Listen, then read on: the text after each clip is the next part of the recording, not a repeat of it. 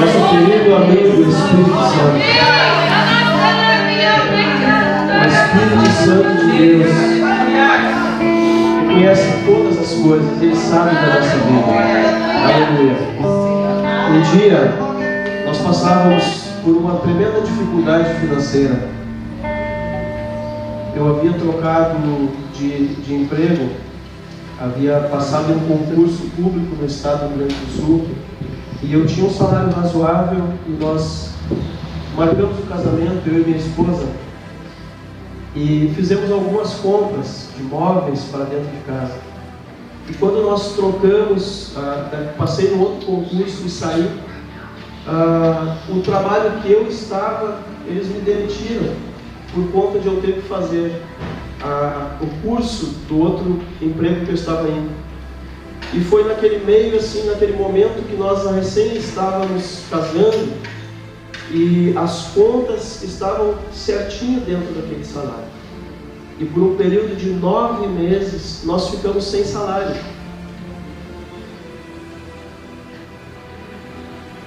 E nós tínhamos que cumprir com aqueles compromissos que a gente havia acordado com as lojas. Havíamos comprado fogão, geladeira, as coisas normais que todo mundo compra, e a gente tinha condições de pagar. Só que de repente veio aquele vendaval e nós perdemos tudo. Ficamos numa dificuldade imensa, recém-casados.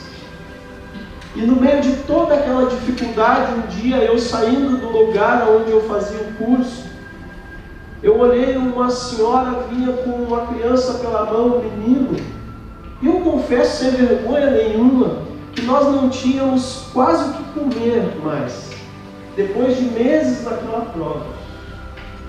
E a bolsa que eles nos pagaram era tão pouca que dava só para pagar a água e a luz, e eu tirava o dízimo e trazia na casa do Senhor. O nosso tesoureiro da igreja, ele sabia da situação e ele disse para mim assim: você, enquanto estiver passando por essa prova, não traga o dízimo, não traga a tua oferta. E eu disse: mas é tão pouquinho, que diferença que isso vai fazer na situação que eu estou, senão que eu estou sendo fiel a Deus.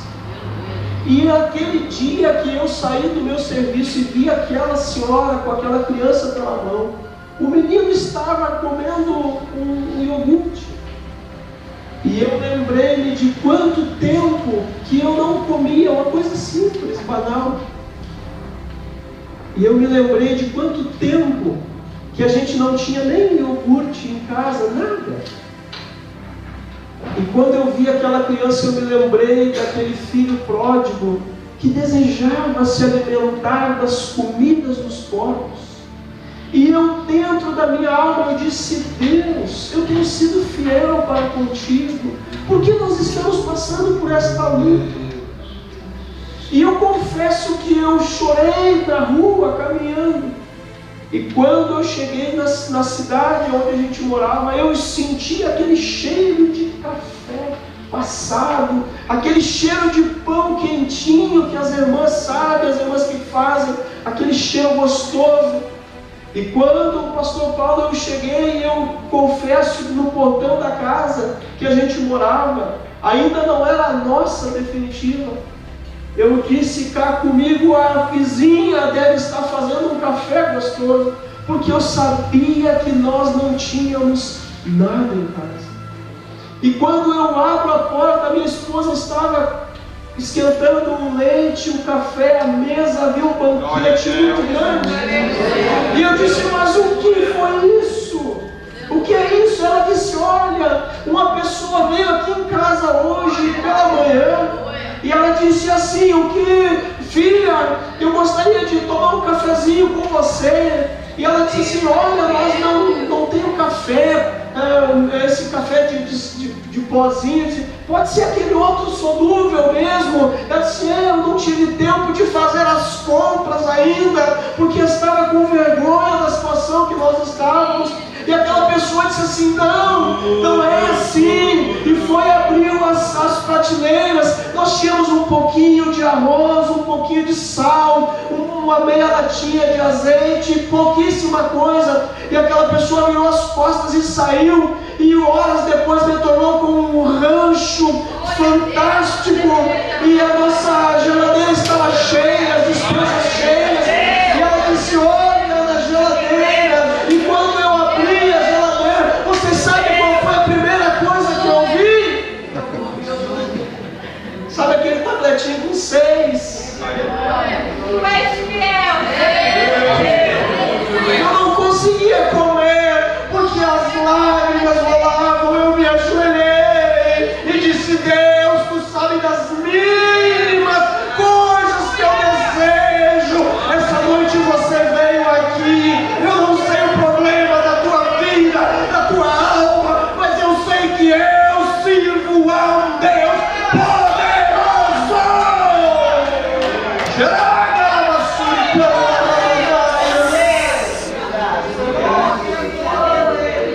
Eu sirvo um Deus que atende às minhas necessidades.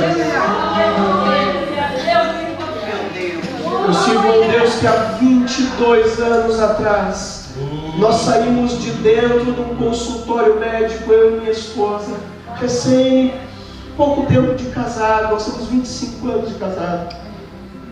A gente saiu do consultório médico com o laudo do médico encaminhando para um aborto. Eu tenho muito temor quando eu conto esse testemunho. A gente de repente pode estar falando para alguma pessoa que sofreu por isso também, passou por uma situação difícil dessas, e às vezes você não entende. Quando a minha esposa teve rubéola e nós fomos consultar no médico, e o médico disse: olha, vocês vão poder ter outros filhos, mas esta criança não. O índice é muito alto. Essa criança ela pode nascer paraplégica, excepcional, cega, surda, muda. É muito forte esse índice. Vocês vão ter outros filhos. Vocês são um casal jovem, mas essa criança não. Vocês peguem esse documento, vão lá no fórum, falem com o promotor de justiça, vão fazer o pedido e vão tirar essa criança. Eu acho que foi um dos dias mais difíceis da minha vida. A gente tinha um carrinho emprestado, lá um Fuquinha, assim, eu não conseguia dirigir. E nós fomos para casa, e quando chegamos em casa, minha esposa, ela é uma pessoa muito forte, de oração. Ela foi para o quarto e ela dobrou o joelho e ela disse 2 ou 3 palavras só. Disse: Deus, me dá amor por esta criança. E eu fiquei: o que nós vamos fazer? Ela disse assim: olha, você eu não sei, mas eu vou fazer um café para nós. E eu fui lá comprar um pão e passei na casa da minha mãe, que é enfermeira, e eu disse para ela assim: mãe, o médico disse isso. E ela disse: o que vocês vão fazer? Eu disse: nós vamos para Porto Alegre, para o outro médico lá para ver, conversar. A gente está perdido, não sabemos o que fazer. Ela disse assim: vamos lá na minha igreja. Hoje nós não congregávamos na sede, congregávamos numa congregação longe. Mas vamos lá na sede hoje, vamos pedir para o pastor orar, para que os irmãos peguem o óleo da unção e unja ela, e a vontade de Deus seja feita. Só que a nossa congregação, o culto era às 7h30, era 7h30, na sede começava às 7. E a gente chegou então meia hora atrasado. E quando nós estávamos lá na porta, quase essa distância assim, havia um jovem aqui na frente, pouco mais de 17 anos, cantando. E quando nós paramos na porta, o Espírito Santo tomou aquele moço em profecias. E vocês, não sei o que vocês já passaram na vida de vocês, eu não sei as lutas de vocês. Eu vi mais de 1.200 quilômetros de distância, eu não conheço nenhum de vocês. Mas quando aquele moço olhou para minha esposa, ele não sabia que ela estava grávida, 2 meses a recém, não tinha barriga. Ela é magrinha até hoje. E ele disse assim para ela, ele disse assim: você que está aí na porta, vem aqui na frente. E o hino continuou rodando, ele parou de cantar. E ele disse assim: aquilo que o médico te disse hoje, não faça, porque essa criança vai nascer perfeita. Aleluia! Nós servimos a um Deus que atende às nossas necessidades. Essa campanha aqui fala sobre derrubando gigantes. Quando a irmã Cláudia falou hoje de manhã, irmãos, esta palavra, eu comecei a me lembrar, havia um jovem, um moço, chamado Davi. E esse moço era obediente.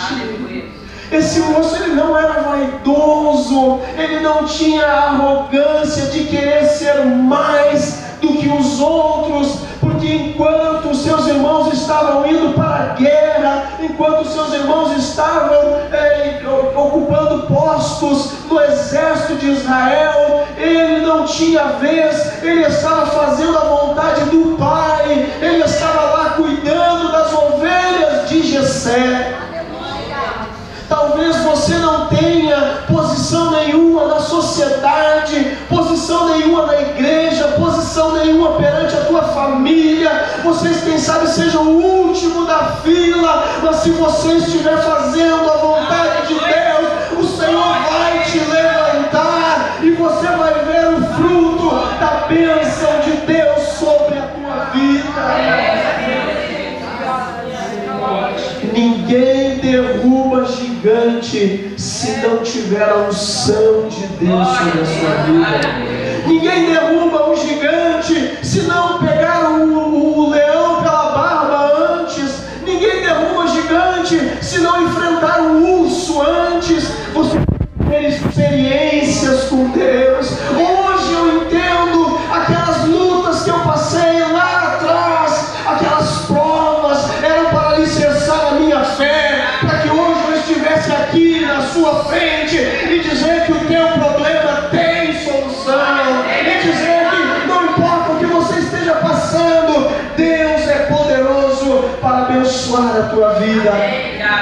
Aleluia!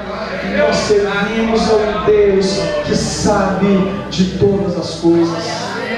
Eu imagino Davi lá com as ovelhinhas, lá de Jessé, cuidando, quem sabe preocupado com os irmãos, o que está acontecendo no nosso reino, com o nosso rei Saul. Saul era um rei, mas era um rei fraco, era um rei que não fazia a vontade de Deus. E quando o rei não faz a vontade de Deus, o Senhor levanta outro e coloca no seu lugar. Aleluia! Davi estava lá com as ovelhas, fazendo a vontade do Pai, e de repente alguém diz: Davi, existe um profeta aí, Davi. Samuel chegou e ele disse que ninguém vai comer hoje enquanto você não chegar. A mesa está preparada, o banquete está preparado, o holocausto já foi feito, mas ninguém vai comer enquanto você não chegar na mesa, na sala, no lugar de honra. O Senhor está te esperando, Davi. Aquilo que Deus preparou para você, não adianta o querer colocar Samar na frente, Abinadab na frente, Eliabe na frente. Não interessa o nome, quem tem nome, quem é poderoso, quem é mais forte, quem é maior, quem é mais antigo. Nada disso interessa. A bênção de Deus para a tua vida é tua e de ninguém mais. Aquilo que Deus preparou para você, minha irmã, aquilo que Deus preparou para você, meu irmão, é para você. O profeta Samuel, quando chega na casa de Jessé com uma missão e um vaso de azeite nas mãos, ungindo o rei sobre Israel, e ele vai chegando, então o pai Jessé fica sabendo: olha, dentro dos teus filhos. Imagina que coisa deliciosa para um pai, para uma mãe escutar isso do homem de Deus: dentre os teus filhos se levantará um rei sobre Israel.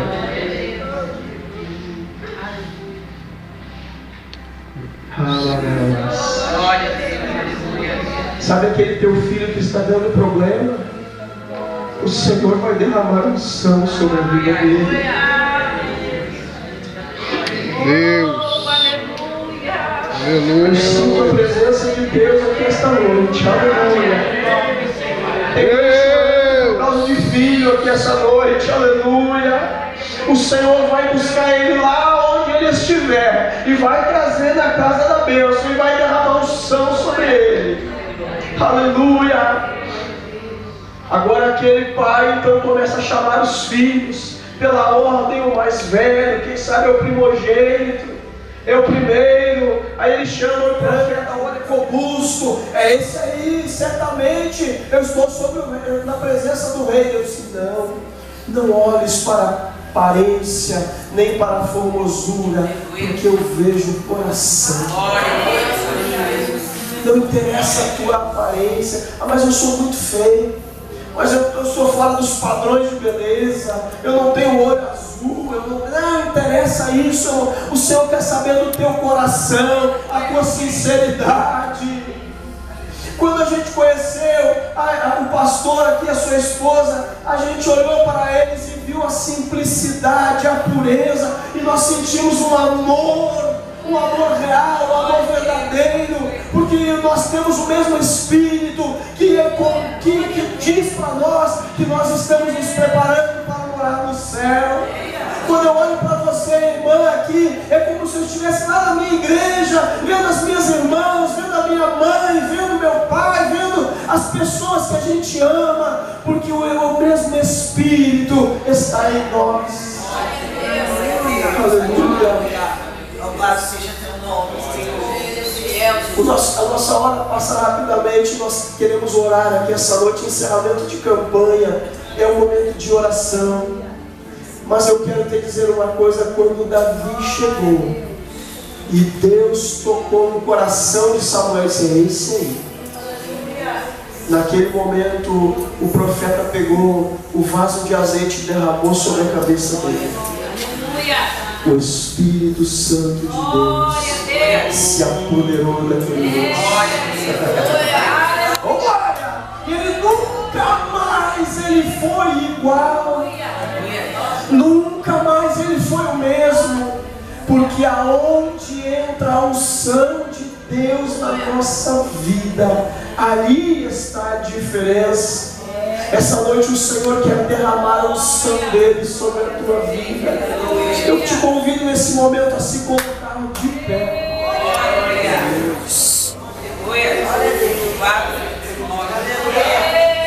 Aleluia. Eu vou fazer apenas uma pergunta aqui essa noite. Aleluia. A gente sempre pergunta quem quer aceitar Jesus, não é? Eu não sei se são todos membros da igreja aqui, se tem alguém que está parado ou não. Mas eu vou fazer uma pergunta diferente essa noite. Quantos querem a unção de Deus sobre a tua vida? Levanta a mão, bem alto para mim ver. Quantos querem? Você que levantou a mão aí, vem aqui à frente rapidinho. Pronto, está feito o convite. Não vai ficar ninguém, né?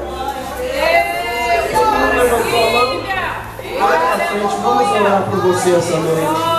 Eu quero abençoar a tua vida. Nós não fizemos 1.200 quilômetros para voltar da mesma maneira, não. Eu quero abençoar a tua vida nessa noite. Aleluia. O Deus que nós servimos, Ele conhece o desejo da nossa alma, Ele conhece o desejo do nosso coração. Quem sabe não é o iogurte que você quer aqui essa noite. Você está precisando de mais. O Senhor tem mais para te dar. O Senhor tem bênção para a tua vida. Aleluia. Deus, Ele se preocupa com os detalhes para abençoar a tua vida.